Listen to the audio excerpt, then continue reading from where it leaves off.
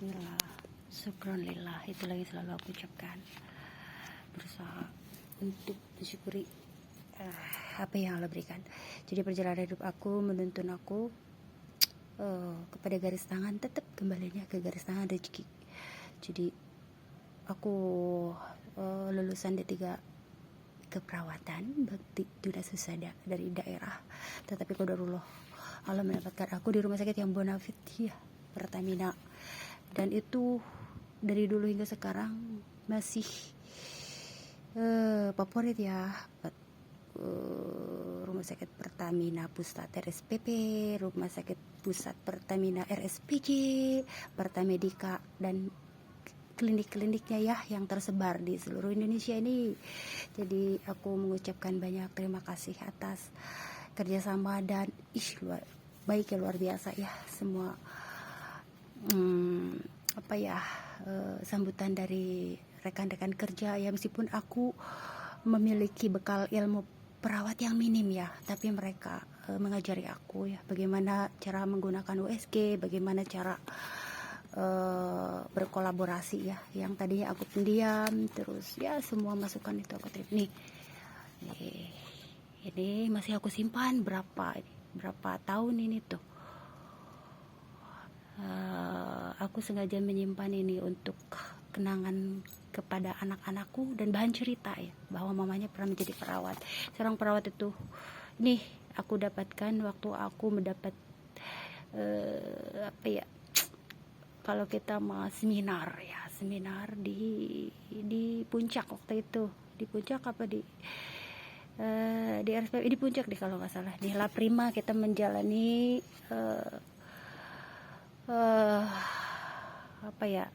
bimbingan. Kalau kita mah di situ ada aktrisnya juga waktu itu, siapa ya aktrisnya juga, jadi pokoknya seneng deh. Jadi aku selalu menikmati setiap step by step perjalanan hidup aku ya. Di sini tuh kita mendapatkan sertifikat, setiap kali pertemuan mendapatkan sertifikat ya. Pertemuan ada yang di RSPP pusat ya, ada yang di luar ya, di PT Esai kita belajar herbal tuh, di Sukabumi Esai, di PT Esai, bener ya, Esai, pokoknya yang PT yang herbal itu apa sih, aku lupa lagi. Jadi secara perawat ini harus benar-benar dipraktekin nih, bagaimana caranya melayani pasien. Dalam segi agama kan senyum, tegur, sapa itu sudah biasa ya, sebagai seorang muslimah mukmin yang baik. Nah, begitupun dari seorang perawat La Prima.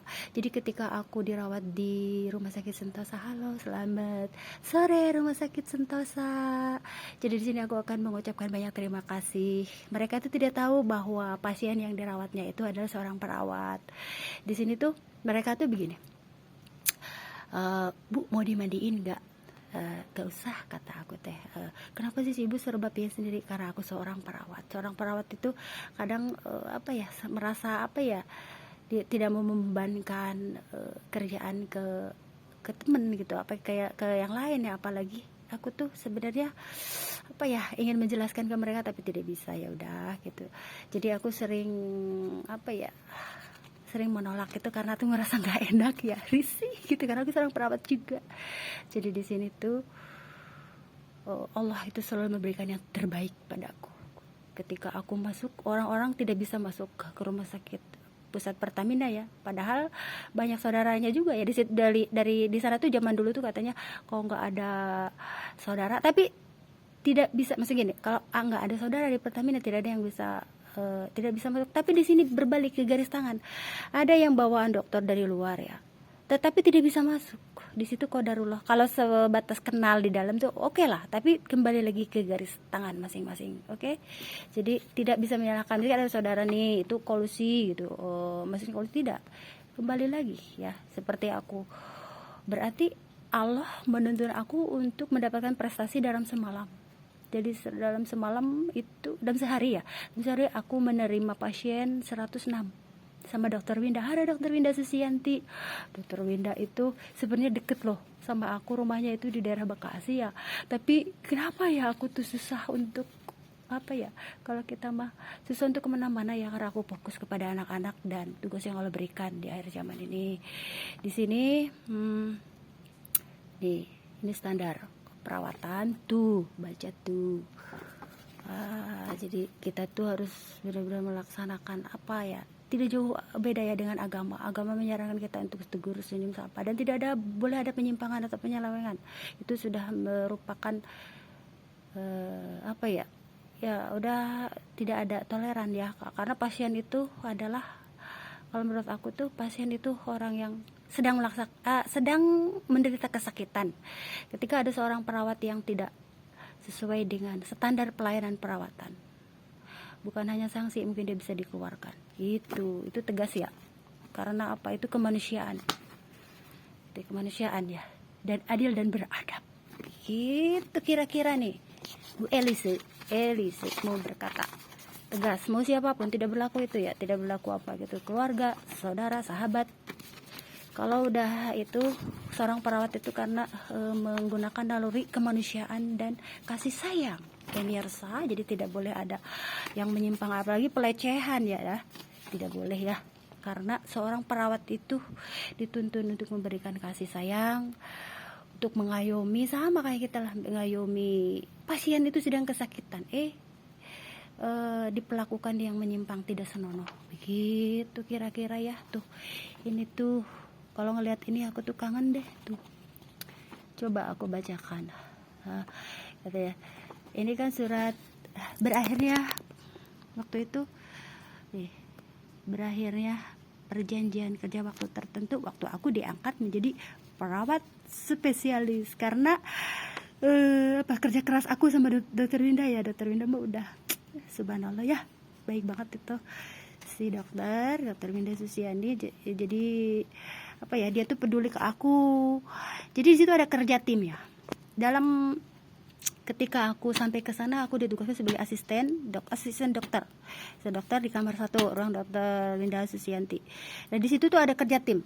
Jadi aku harus peduli sama klinik servis. Di situ kan ada Pak Bari. Halo Pak Bari, gimana kabarnya? Gimana ya Pak Bari? Udah berapa tahun ya? Apa masih kerja di sana? Jadi aku masih mengingat Mbak Mini, Pak Bari. Jadi kalau aku mau makan siang, jadi pada pesen ke Mbak Mini tuh. Terus Pak Bari juga suka beli ya. Kalau ini tuh kita udah nggak sungkan. Jadi di situ keluarga ya, satu keluarga, satu naungan. Jadi tidak boleh aku nih seorang perawat terus mengabaikan cleaning service atau pegawai yang lainnya gitu. Jadi kita harus kolaborasi satu sama lain. Di sini tuh sampai kita empati yang benar-benar ya, seperti Pak Bari kan cleaning service di kamar 1. Oh benar, kamar 1 Dr. Winda Susianti, itu aku asistennya. Jadi Mbak, pinjemin aku uang dong, katanya, sampai kalau ada apa-apa tuh kita saling berbagi ya. Ya Pak Bari, yang paling senang itu ketika kita di PT mewah ya, yang di Sukabumi tuh kita lagi sama Pak Wagiman ya, kita lagi melakukan survei herbal ya. Jadi di sana tuh diadakan itu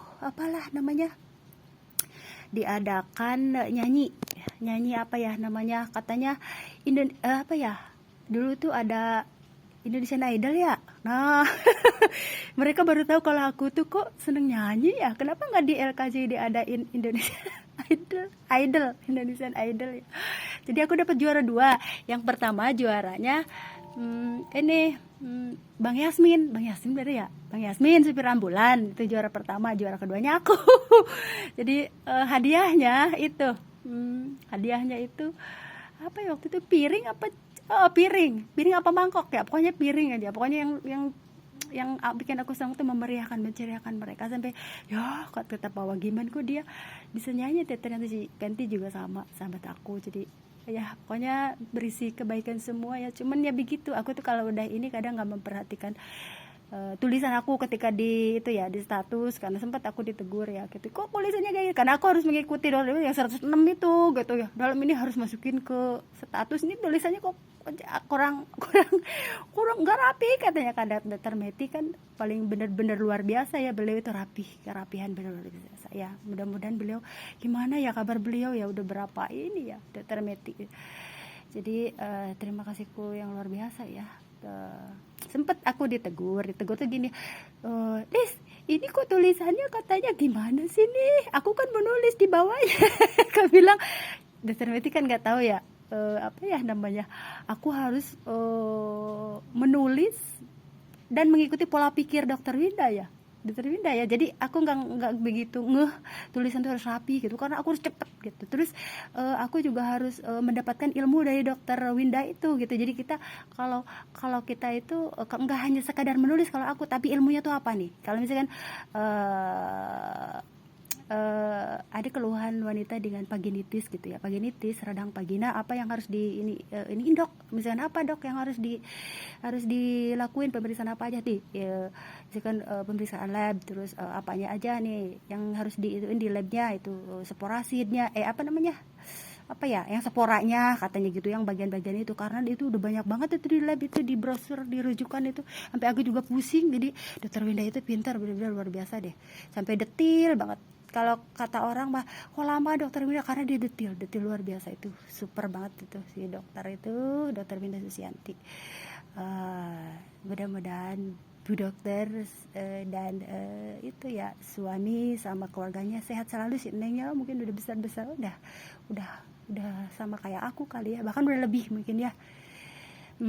Di sini tuh aku memberikan kenangan. Aku selalu ingat aja, aku jalan-jalan ke mana ya waktu itu, ke Jogja, aku bawain oleh-oleh buat anaknya Dokter Winda Susianti. Waktu itu lampion ya, kayak lampu lampion. Aduh, aku tuh mau main, sebenarnya aku deket di Bekasi, tapi susah kemana-mana Bu Dokter. Anak-anakku sudah besar dan alhamdulillah ya tidak mengecewakan aku. Dari nilainya tuh, ini tuh apa ya, cuman ada yang tidak ada yang tidak aku simpan satu, yaitu cincin emas. Kenapa aku tidak menyimpan? Waktu itu aku kan masih nol ya, waktu habis nikah itu masih maksudnya perekonomian kita masih belum mapan ya, jadi masih ngontrak ya. Datang ke Bekasi, aku ngontrak ya, kita disyukuri aja. Akhirnya yang cincin itu buat anak-anak waktu itu. Aku beliin deh buat anak-anak deh, ke emas atau kemana ya. Jadi aku dan memang buat siapa lagi, buat selain buat nyenengin anak kita deh gitu. Tadinya kan aku mau disimpan aja, itu agak longgar tuh. Sampai gini Mas Agus, ini ya pada simpen katanya sih ya, simpen ya buat kenang-kenangan Mas Agus. Aku kan bilangnya Mas Agus ini Pak Agus ya, Pak Agus yang berada di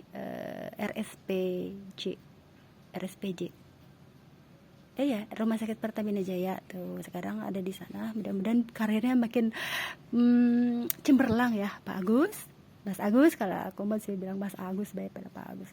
Jadi kenapa Lis nggak disimpan itu cincinnya buat anak-anakku? Pak Agus mumpung aku masih hidup gitu ya, jadi aku buat nyenengin anak-anak. Waktu itu anak-anakku masih balita, jadi aku jual buat perhiasan mereka kalau nggak salah. Jadi yang dipakai kan anakku dua waktu itu, masih dua, sekarang udah 3 ya gitu. Jadi pakein buat mereka, sampai bolak-balik ke pasar Tambun Bulu loh Mas Agus. Beli emas, lagi seneng makain anak-anak ya, kalung, cincin semua. Sekarang ada periodenya, sekarang udah enggak ya, sudah enggak kayak dulu sih. Jadi ini cerita aku, pengalaman aku tuh seorang perawat terus bener-bener gimana ya. Apalagi nih, aku juga nih ibu rumah tangga tapi dapat jam sostek ini, masih ada jam sostek. Ini dulu, jadi aku masih menyimpan ini nih Pak Anwar, dari Pak Anwar ini jam sostek aku. Jadi di sini aku bersyukur ya dapat ayahnya anak-anak begini. Ayahnya pertama gini, ketemu ayahnya anak-anak Pak Ustadz Arif. Katanya ada Suster Bonapit nih datang ke Padepokan. Aku hanya ketawa aja, dia kan biasa, dia kan masih ini sama temen-temennya, jemaahnya gitu ya, gitu. Terus Aku hanya mengantar teman waktu itu. Ya temen gitu sama temen ngaji. Sebenarnya gini ya, aku ketemunya itu ketemu pasien Pak Ustadz itu di Istiqlal ya, kita sama-sama duduk bareng. Ternyata di Istiqlal itu macam-macam ya, jadi yang dari datang itu dari berbagai madhab. Jadi gitu ya udah. Terus Pak Ustadz katanya itu kesuka ke Istiqlal juga. Oh kalau begitu ya udah, boleh kalau mau dikenalin, katanya aku kenalin katanya gitu sama dia. Ternyata Pak Ustadz aku ya, jadi cerita, ada punya cerita sendiri ya. Sampai teman-teman klinik juga, Lis kenapa kamu ke Bekasi? Ya nggak tahu, memang jalan hidup aku harus seperti itu gitu ya. Jadi di sini tuh aku mengantar teman aku. Yang senang sama Pak Ustadz adalah sahabat aku itu yang tapi Pak Ustadznya malah kelihatan kok ngalah ngeliatin aku terus sampai ikut ke Tasik. Jadi ceritanya itu begitulah, emang perjalanan hidup seperti itulah Pak Ustadz. Jadi aku dulu itu ya, makanya aku keluar tuh jadi gimana ya, tapi ya begitulah, aku tuh harus menepati janji. Janjiku kepadamu, aku mah kalau masalah tidak untuk berlari, tetapi harus diselesaikan dengan baik, begitu, hadapilah. Jadinya ini tuh aku tuh sengaja menyimpan ini. Kadang ya Allah, aku kenang apa ya, aku kangen gitu, kangen tuh. Nih alamatnya, di alamat kerja aku tuh. Aku juga punya hak dong, hak 00 aku pekerja, tapi itu dulu. Sekarang kan Allah menuntun yang lebih baik buat aku sendiri tentunya. Di situ berdasarkan apa yang aku mau dari tujuan hidupku ya. Jadi di situ seorang perawat sekali lagi harus memperlakukan pasiennya dengan sebaik. Sampai begini, ada pensiunan Pertamina namanya Pak Haji Ramli Ismail menginginkan aku sebagai menantu beliau. Karena setiap aku tuh ya apa ya, setiap kalau ada ada pasien yang udah sepuh, aku anggap sebagai kayak bapak sendiri, kakek sendiri gitu. Sampai aku tuh apa ya, kalau memperlakukan mereka tuh udah kayak keluarga sendiri. Tidak lama kamu jadi menantuku ya, katanya Pak Haji Ramli Ismail. Ya Allah, sudah tiada, kelihatannya memang sudah tiada beliau itu, kalau udah terlalu lama banget. Asal dari Sulawesi juga. Terus menurut sampai diisi horohin sama beliau itu ternyata bukan orang sembarangan. Beliau itu punya ilmu tasyawuf. Nah, aku terinspirasi mempelajari ilmu tasawuf setelah mengenal beliau.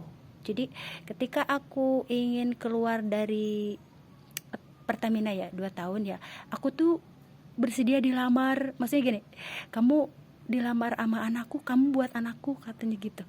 Oh, menurut petunjuk dari Allah, kamu adalah jodoh anakku, katanya gitu. Anaknya itu PKK laut ya. Jadi luar biasa. Terus kata aku mah pingin kayak Sahrukan. Ternyata wajahnya itu mirip Sahrukan. Ada mirip Sahrukan ya waktu itu, Pak Haji. Jadi di situ sampai segitunya. Dari kecil aku seperti itu. Jadi kamu jadi menantuku ya, kata kepala sekolah SD aku ya. Jadi aku selalu ingin dianggap mantu tuh sama Pak Kakandep ya. Dulu itu kan ada kepala sekolah Bu Guru Mumun ya. Terus Pak Kakandep adalah suaminya. Sampai setiap kali pulang bawa oleh-oleh dari Indramayu buat Neng, katanya buat Neng Pak Mantri. Jadi itu selalu ingin dijadiin menantu ya. Sekarang itu jadi menantu kesayangan Bu Ani Aryani. Bener gak kesayangan? Enggak juga kali.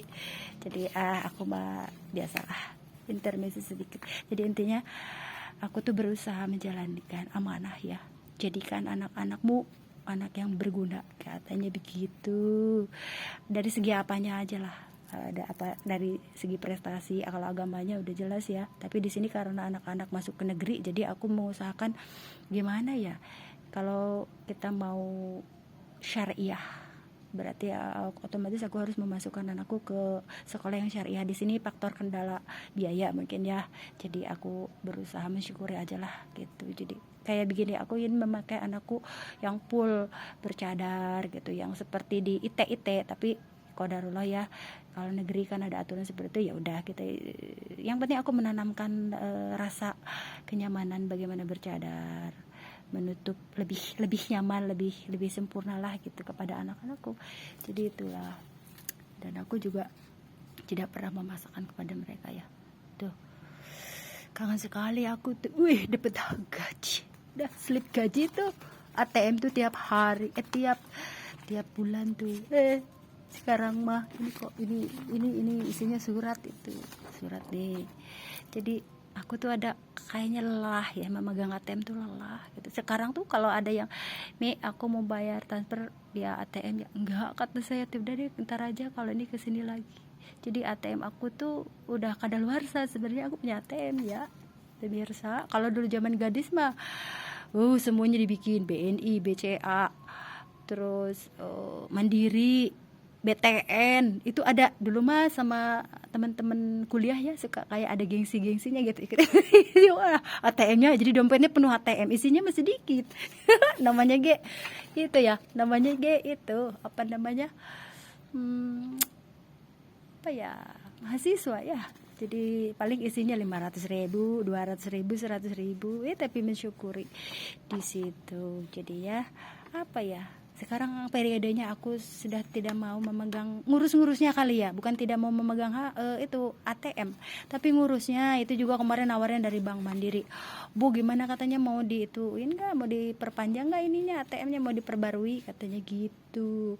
Kata aku tuh aku belum ada waktu gitu, padahal suka ada yang nih kalau ada beli baju nanti bayarnya ke ATM ya katanya. Itu kan sih sesenggang ya aku, apalagi kalau kita komersil banget ya, memang ATM itu memang fasilitas yang harus utama gitu. Jadi di situ, tapi aku mah ya itulah, ada waktu fasenya aku tuh pingin istirahat gitu, pingin adem, jadi tidak mau riweuh gitu ya. Kebanyakan mah aku megang cash. Sekarang cashnya juga berapa, 100.000, 50.000 ya kok, 50.000, 100.000 dinikmati aja. Tapi ada yang buat yang lain gitu, yang harus gede itu yang lain, yang dikasih kayak yang lain. Aku mah cukup 50.000 aja memegang maksudnya. Jadinya di situ apa ya, yang aku sampaikan sore ini, bahwa seorang perawat itu harus benar-benar profesional, menghormati dan menjalankan fungsinya sebagai perawat sebaik mungkin. Karena apa ya, yang dijalankan itu adalah humanisme, kemanusiaan itu tidak pandang bulu ya, maksudnya tidak pandang